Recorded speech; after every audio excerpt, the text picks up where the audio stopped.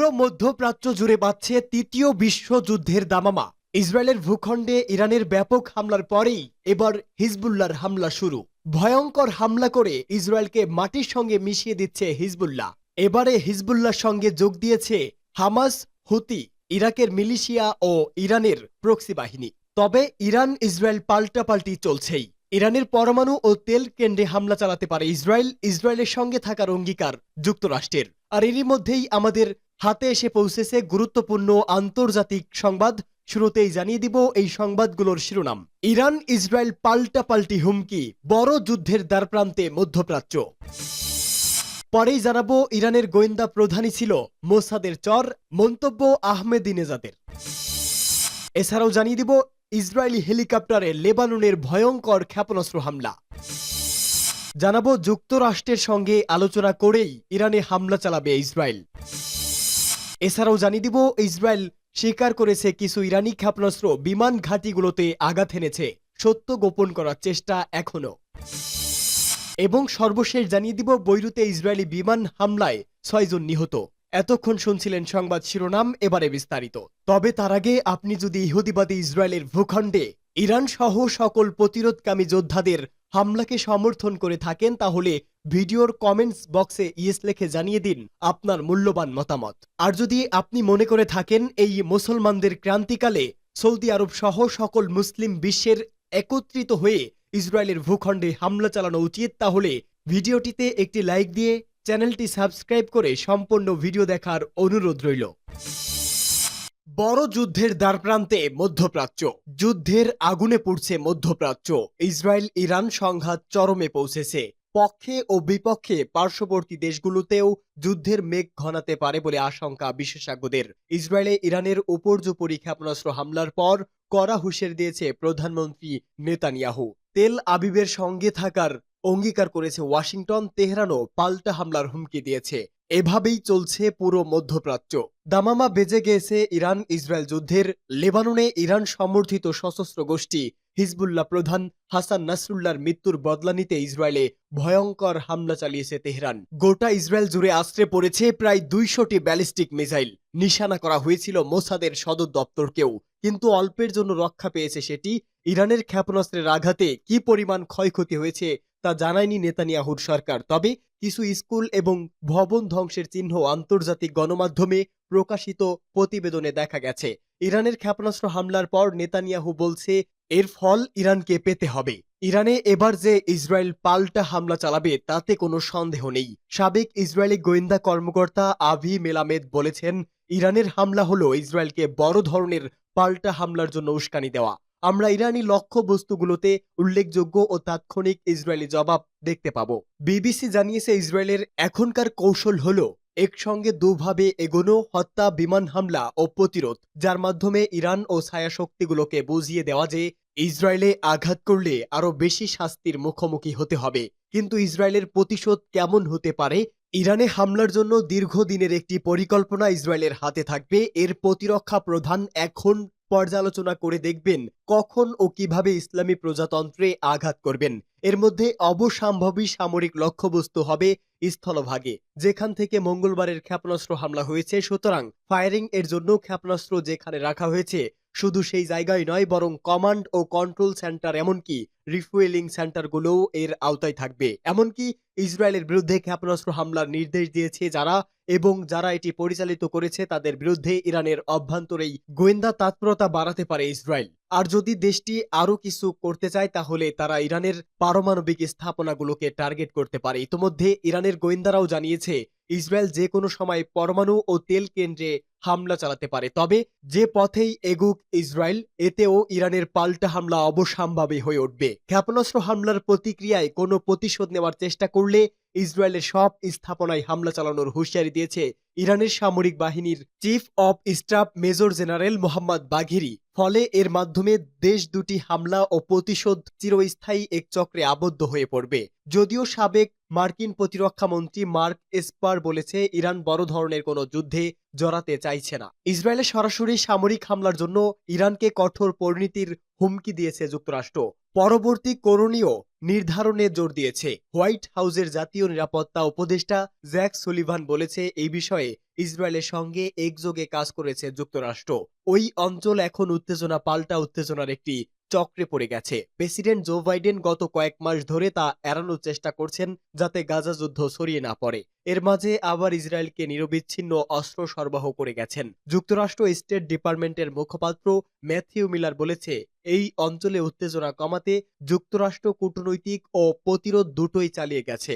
এখন ইসরায়েলে ইরানের হামলার জবাবেও তারা সেটি বহাল রাখবে বলে তিনি জানিয়েছে। এদিকে ইরানের হামলার নিন্দা না করায় জাতিসংঘ মহাসচিব অ্যান্তোনিও গুতারেসকে গতকাল পারসোনা নন গ্রেটা ঘোষণা করেছে, অর্থাৎ জাতিসংঘ মহাসচিব হিসাবে তিনি যে কূটনৈতিক সুবিধা পান সেটা দেবে না ইসরায়েল। দক্ষিণ লেবাননে অনুপ্রবেশের চেষ্টা করা ইসরায়েলি পদাতিক বাহিনীর সঙ্গে সরাসরি সংঘাতের তথ্য দিয়েছে লেবাননের সশস্ত্র গোষ্ঠী হিজবুল্লাহ। গতকাল গোষ্ঠীটি বলেছে, সংঘর্ষের ক্ষতিগ্রস্ত হওয়ার পর ইসরায়েলি সেনারা পিছু হটতে বাধ্য হয়েছে।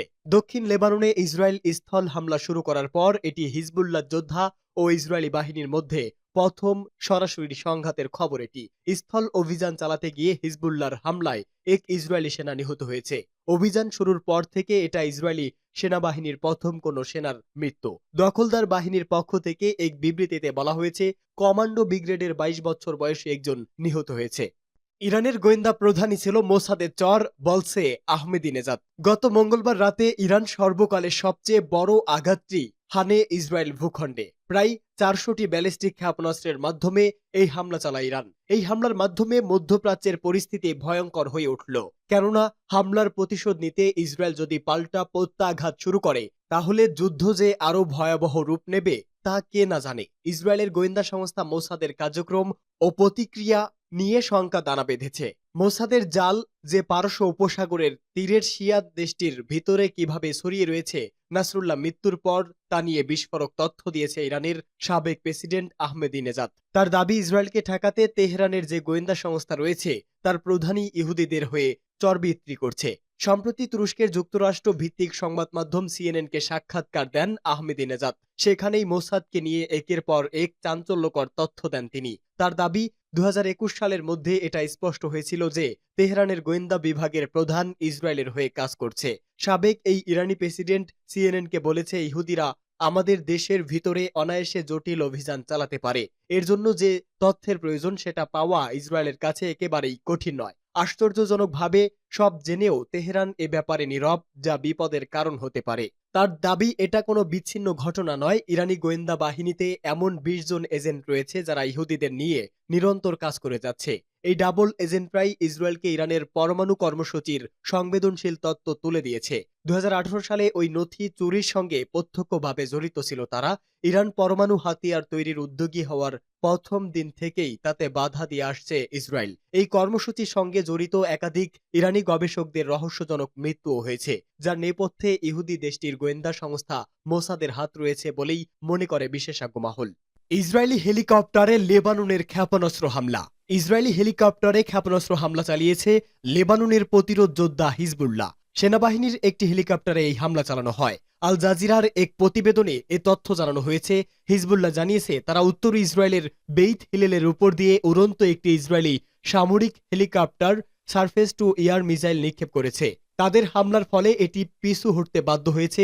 ইসরায়েলি হেলিকপ্টারের হামলা চালানোর কথা বললেও এটি চালানো হয়েছে কিনা তা হিজবুল্লাহ জানায়নি। অন্যদিকে এ বিষয়ে ইসরায়েলি সামরিক বাহিনীর পক্ষ থেকে তাৎক্ষণিক কোনো মন্তব্য পাওয়া যায়নি। প্রতিবেদনে বলা হয়েছে, লেবাননে ইসরায়েলের হামলা ও চলতি সপ্তাহে লেবাননের দক্ষিণাঞ্চলে স্থল অভিযান শুরুর পর এটিই প্রথম কোনো ইসরায়েলি হেলিকপ্টারের হিজবুল্লাহর হামলার ঘটনা। এদিকে হামলায় কোনো ক্ষয়ক্ষতি না হওয়ার কথা জানালেও ইরানি ক্ষেপণাস্ত্র যেসব স্থানে আঘাত হেনেছে সেসব স্থানে ছবি বা ভিডিও প্রকাশ নিষেধাজ্ঞা দিয়েছে ইসরায়েলি প্রতিরক্ষা বাহিনী। এদিকে যুক্তরাষ্ট্রের সংবাদ মাধ্যম সিএনএন হামলার ভিডিও বিশ্লেষণ করে জানিয়েছে, নেভাতিম বিমান ঘাঁটিতে অন্তত কয়েক ডজন মিসাইল ছুড়েছে ইরান, যেগুলো একের পর এক ঘাঁটিতে আঘাত হানতে দেখা গেছে। ইরান দাবি করেছে, এই হামলায় ইসরায়েলের বেশ কয়েকটি F-35 বিমান ধ্বংস হয়েছে, যদিও ইসরায়েল এমনটা অস্বীকার করেছে।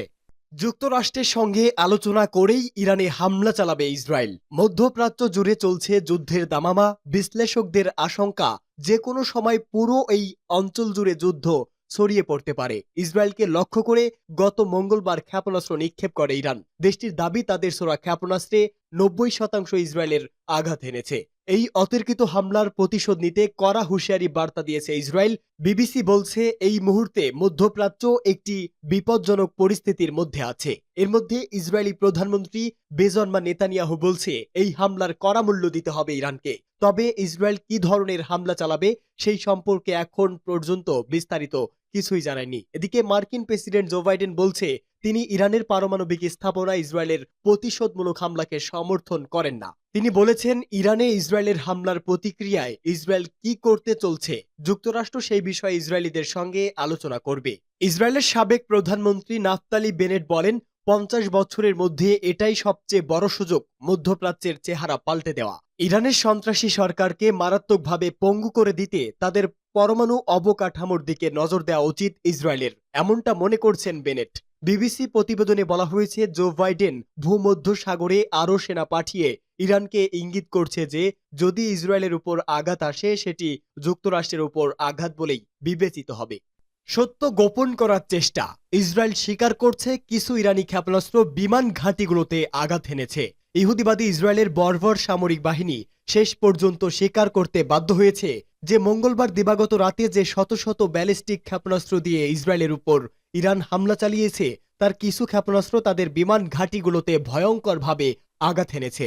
ইসরায়েল দাবি করছে, এসব ক্ষেপণাস্ত্রের আঘাতে বিমান ঘাঁটিগুলোর অফিস ও রক্ষণাবেক্ষণ এলাকা ক্ষতিগ্রস্ত হয়েছে, কিন্তু কোনো গুরুত্বপূর্ণ স্থাপনা বা বিমান, ড্রোন ও গোলাবারুদ ধ্বংস হয়নি। ইসরায়েল প্রথম দিকে কোনো ক্ষয়ক্ষতি হয়নি এবং ইরানের হামলা ব্যর্থ হয়েছে বলে দাবি করে, কিন্তু দ্বিতীয় দিনে বিমান ঘাঁটিগুলোতে আঘাতের কথা স্বীকার করলে মঙ্গলবার রাতের হামলায় ইরান ফাতা-1 হাইপারসোনিক ব্যালিস্টিক ক্ষেপণাস্ত্র ব্যবহার করলেও ইসরায়েল দাবি করেছে এগুলো হাইপারসোনিক ক্ষেপণাস্ত্র ছিল না। অবশ্য ইসরায়েলি বাহিনী স্বীকার করেছে, ইসরায়েলের উপর ইরান ব্যাপকভাবে ক্ষেপণাস্ত্র হামলা চালিয়েছে। ইসরায়েলি বাহিনী হাস্যকরভাবে দাবি করেছে, ইরানের ক্ষেপণাস্ত্রের টুকরো আঘাতে শুধুমাত্র 2 জন বেসামরিক নাগরিক সামান্য আহত হয়েছে। ইসলামী প্রজাতন্ত্র ইরান এই হামলা চালানোর পর পরিষ্কার করে জানিয়েছে যে তারা কোনো বেসামরিক লক্ষ্য বস্তুতে আঘাত করেননি এবং ইসরায়েলের সামরিক ঘাঁটি, বিমান ঘাঁটি এবং গোয়েন্দা সদর দপ্তর লক্ষ্য করে হামলা চালানো হয়েছে। ইরান আরও জানিয়েছে, তাদের ক্ষেপণাস্ত্র নেভাটিম, তেল নফ ও নেটজারিম বিমান ঘাঁটি সহ মোসাদের সদর দপ্তরে আঘাত হানে। সেক্ষেত্রে তেল আবিবে শুধুমাত্র 2 জন বেসামরিক ব্যক্তি কিভাবে আহত হয়েছে তা স্পষ্ট নয়। এছাড়া বিভিন্ন মাধ্যম ছড়িয়ে পড়া ভিডিও থেকে দেখা গেছে, ইসরায়েলের রাজধানী সহ বিভিন্ন শহরের উপর বৃষ্টির মতো ইরানি ক্ষেপণাস্ত্র পড়ছে, কিন্তু সেসব ক্ষেপণাস্ত্রের আঘাতে ইসরায়েলের তেমন কোনো ক্ষয়ক্ষতি হয়নি বলে দখলদাররা যে দাবি করছে তাও হাস্যকর দাবি এবং ক্ষয়ক্ষতির বাস্তব চিত্র গোপন করার চেষ্টা করছে বলে মন্তব্য। বৈরুতে ইসরায়েলি বিমান হামলায় 6 জন নিহত। আবারও লেবাননের রাজধানী বৈরুতে বিমান হামলা চালিয়েছে ইসরায়েল। এই হামলায় অন্তত 6 জন প্রাণ হারিয়েছে। ইরান সমর্থিত লেবানিজ সশস্ত্র গোষ্ঠী হিজবুল্লাহর কাছে মারাত্মক ক্ষয়ক্ষতির কথা স্বীকার হওয়ার পরদিনই এই হামলা চালালো ইসরায়েলি সেনাবাহিনী। লেবাননের স্বাস্থ্য কর্মকর্তা জানিয়েছে, হামলায় অন্তত 6 জনের মৃত্যু হয়েছে, আহত হয়েছে আরও 7 জন। ব্রিটিশ বার্তা সংস্থা রয়টার্স এই খবর জানিয়েছে। এদিকে বৈরুতে সুনির্দিষ্ট লক্ষ্যে বিমান হামলা চালানোর দাবি করেছে ইসরায়েলি সেনাবাহিনী। প্রচণ্ড বিস্ফোরণের আওয়াজ পাওয়ার কথা রয়টার্সকে জানিয়েছে স্থানীয়রা। নিরাপত্তা বাহিনীর একটি সূত্র জানিয়েছে, বৈরুতে লেবানিজ পার্লামেন্টের কাছেও হামলা হয়েছে। হামলায় মারাত্মক ক্ষতিগ্রস্ত একটি ভবনের ছবি দেশটির বিভিন্ন হোয়াটসঅ্যাপ গ্রুপে ছড়িয়ে পড়েছে। ছবিতে ভবনটির নিচতলায় আগুন জ্বলতে দেখা গেছে। অবশ্য এই ছবির সত্যতা রয়টার্স যাচাই করতে পারেনি। দক্ষিণাঞ্চলীয় শহরতলি দাহিয়েতেও 3টি ক্ষেপণাস্ত্র হামলার তথ্য পাওয়া গেছে। ইসরায়েলি হামলায় হিজবুল্লাহ প্রধান হাসান নাসরুল্লাহ এখানেই নিহত হয়েছিল। জোরালো বিস্ফোরণের শব্দ পাওয়ার কথা জানিয়েছে লেবাননের নিরাপত্তা কর্মকর্তা। দক্ষিণাঞ্চলের এই এলাকা অন্তত ডজন খানেক ইসরায়েলি হামলার শিকার হয়েছে। এদিকে ইসরায়েলি প্রতিরক্ষা বাহিনী জানিয়েছে, দক্ষিণ লেবাননে তাদের 8 জন সৈন্য মারা গেছে। এ সময় আরও 7 জন সৈন্য আহত হয়েছে খবরও দিচ্ছে ইসরায়েলি বাহিনী। মারা যাওয়া সৈন্যদের মধ্যে 3 জন নিগোস ইউনিটের। লেবাননে আক্রমণ শুরু করার পর ইসরায়েলি সৈন্যর মৃত্যুর ঘটনা এই প্রথম।